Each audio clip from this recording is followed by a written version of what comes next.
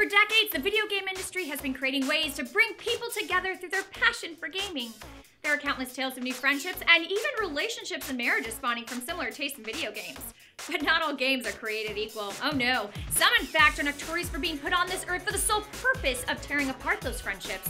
Multiplayer games in particular tend to have the uncanny ability to bring out the ugly natures of those who play them. So for all those friends turned to filthy button mashers, screen lookers, or incompetent noobs, we're counting down the top 9 video games that destroy friendships. Let's get to it. Number 9. Portal 2. Starting off our list is a game that, at its core, is meant to build upon teamwork. But whether there's a moment of reliance, there's always seems to be a troll looming in the depths of the person you once called your BFF. I'm talking about Portal 2, one of my personal favorite puzzle games of all time. Portal 2 combines witty humor with mind-bending levels that force you to think outside the box, and with portals. Though players controlling the lovable Atlas and Peabody are meant to work together in order to navigate their way through expertly crafted test chambers, Valve made it far too easy to mess with each other, which means half the time spent figuring out how to get from point A to point B is riddled with plots to kill one another via toxic slime, smashing spike walls, and violent but adorable turrets. Look, no one ever said teamwork was pretty, but it's not an accident when a portal gets moved while I'm mid-air so I get tossed into oblivion and Gladys snickers at my failure, okay? Not an accident. Number 8. Goldeneye 007. Next on our list is the game responsible for the first time I beat someone up with their controller. Yep, we're talking about Goldeneye 007 for the N64. It's such a nostalgic-filled classic first-person shooter that was many gamers' first experience with the classic couch cheating maneuver of screen looking. Oh, I hate screen lookers. Back in the ye olde days of the N64, before you could scream at your opponents over the internet, you were stuck sitting next to the person that somehow managed to get the best gun on the map and kill you before you could even see them.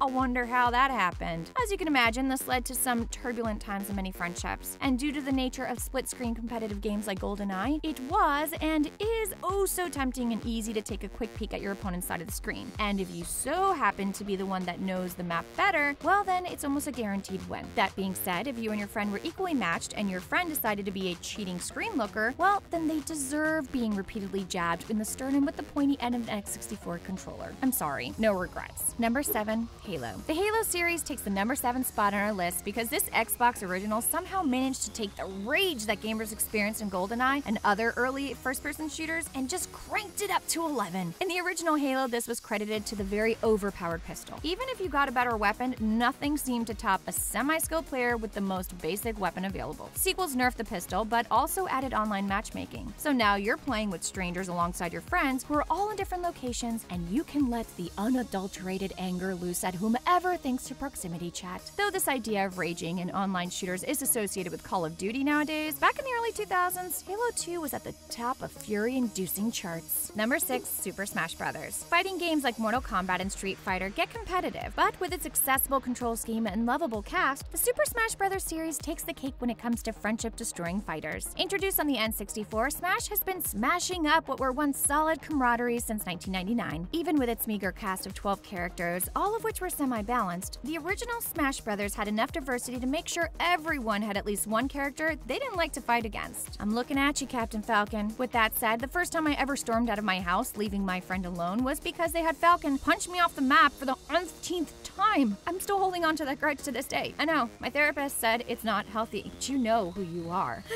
Anyways, even in its most modern form on the Wii U, Smash Bros. Continues to pit friends against each other in an all-out brawl until there are no friends left. Number 5. Gauntlet. This next one's an oldie but a goodie. Gauntlet, in its early arcade form and eventual NES adaptation, had multiple players crawling through dungeons level by level, fighting through barrages of monsters and discovering troves of treasure. In the arcades, Gauntlet was a saving grace, as it helped bring in more money by requiring multiple people to insert credits. But it didn't just drain people's wallets of quarters, it also drained their friendships. One of the most infuriating features of Gauntlet was its health system. I know we're not talking politics here. Not only did getting hit by an enemy hurt you, but your health also drained as some sort of time limit. To gain health, players had to find food lying around, which sounds simple enough, but it could be destroyed by a trigger problem which increased warnings such as, "Remember, don't shoot food," or "Wizard needs food badly." As you can imagine, this became beyond irritating when everyone was dying and your friend kept destroying food, whether it be on accident or on purpose. Number 4. World of Warcraft. Warcraft. Blizzard's unparalleled MMORPG World of Warcraft has been around since 2004, and though its subscriber count isn't quite what it used to be, this legendary game is still crippling friendships to this day. Unlike previous entries, World of Warcraft doesn't ruin relationships via competition, though. It does have its moments with rare drops and whatnot, but it more commonly consumes the lives of players to the point that their friends more or less forget about their existence. Hours turn to days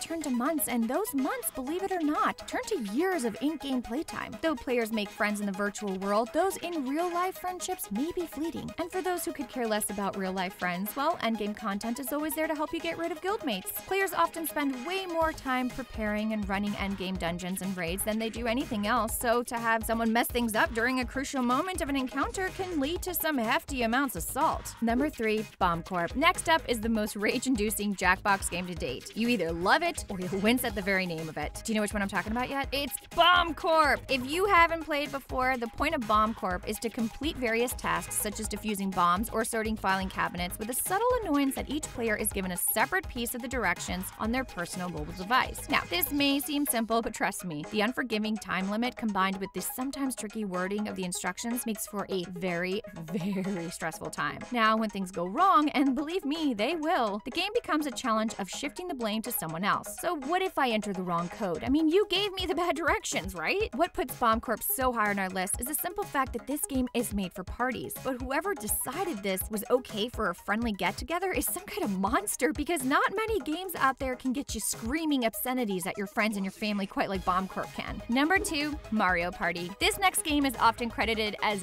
the game of all games that destroys friendships. I'm of course talking about the Mario Party series. The family-friendly party games that combine somewhat lengthy board game style competitions, luck, strategy, more luck, and just that sprinkle of betrayal that gives it the number 2 spot on our list. Mario Party has been doling out unfair rules and rigged minigames since the N64. What makes Mario Party so strenuous on friendships is the fact that even if a player seems to be doing well for the entire game, there always is a chance that someone can steal their lead with a single roll. Not to mention, at the end of the game, people are rewarded for various feats, which can swing the winner to someone in second or even third place. Trust me, I've seen it happen, and it doesn't tend to be in my favor.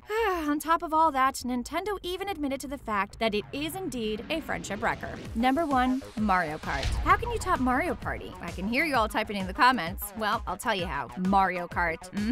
You know it. The Mario Kart series has been sparking feuds since 1992 on the Super Nintendo, and it's showing no signs of stopping with Mario Kart 8 Deluxe. What puts the good old Nintendo kart racing titles above their party partners is the fact that there's a bit more focus on intent during a race. When players of similar skill go up against each other, it's an all-out death race. So when you get hit with a shell or someone knocks you off the course, things can get pretty savage. Also, to keep races exciting, players further back are given better items to help them catch up. However, most of the items won't help you jump to the front so much as to just push the people from the front back. A blue shell from the back is someone saying, hey, I can't win, but I'll amuse myself on making sure you don't either. I mean, you're not racing, you're just ruining someone else's race. Mario Kart swings matches with the roll of a die. Mario Kart gives your losing friend a blue spiky shell of betrayal and turns him into an agent of chaos and ruiner of friendships.